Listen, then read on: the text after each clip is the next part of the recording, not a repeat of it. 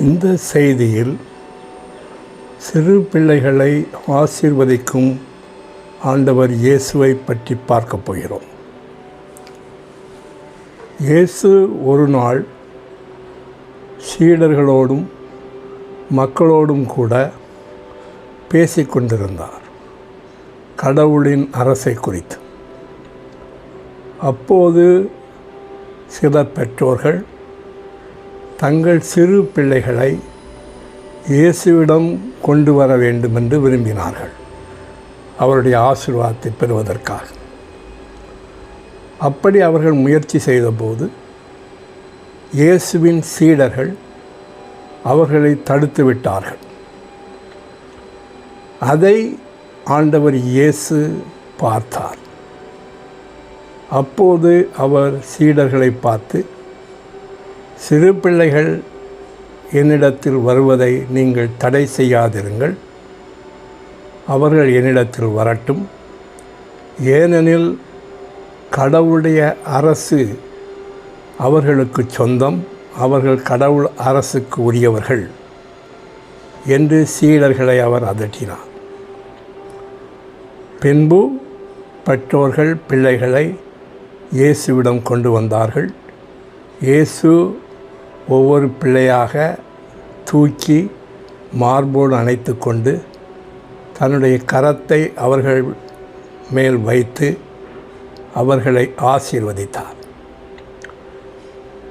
இப்படியாக ஒவ்வொரு சிறு பிள்ளையையும் ஆண்டவர் இயேசு ஆசீர்வதித்து அந்த பிள்ளைகளை அவர்களுடைய பெற்றோரிடம் ஒப்படைத்தார். இப்படி இயேசு கிறிஸ்து சிறு பிள்ளைகளை நேசிக்கக்கூடியவராகவும் அவர்களை ஆசீர்வதிக்கக்கூடியவராகவும் இருக்கிறார். ஆண்டவர் இயேசுதான் விண்ணுலகிலும் விண்ணுலகிலும் மகா பெரியவர், அவரை விட பெரியவர்கள் யாருமே கிடையாது.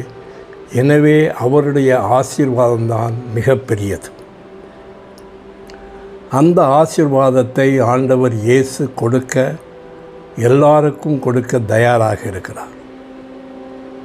நீங்கள் ஆண்டவர் இயேசுவை உங்கள் சொந்த காப்பாற்றுபவராக பெற்றுக்கொண்டால், ஏற்றுக்கொண்டால், அவர் உங்களையும் ஆசீர்வதிப்பார்.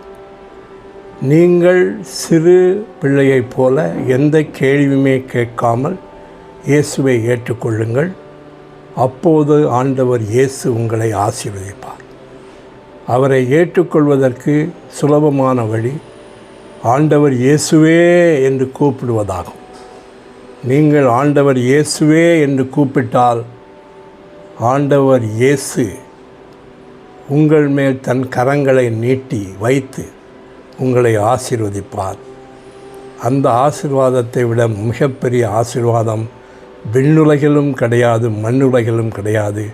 வேறு யாரும் அவ்வளவு பெரிய ஆசீர்வாதத்தை கொடுக்க முடியாது. மாபெரும் ஆண்டவர் இயேசுவின் ஆசீர்வாதத்தை பெற்றுக்கொள்ள வாருங்கள் என்று நான் உங்களை அழைக்கிறேன். ஆண்டவர் இயேசு கிறிஸ்து தாமே உங்களை ஆசீர்வதிப்பாராக. ஆமென்.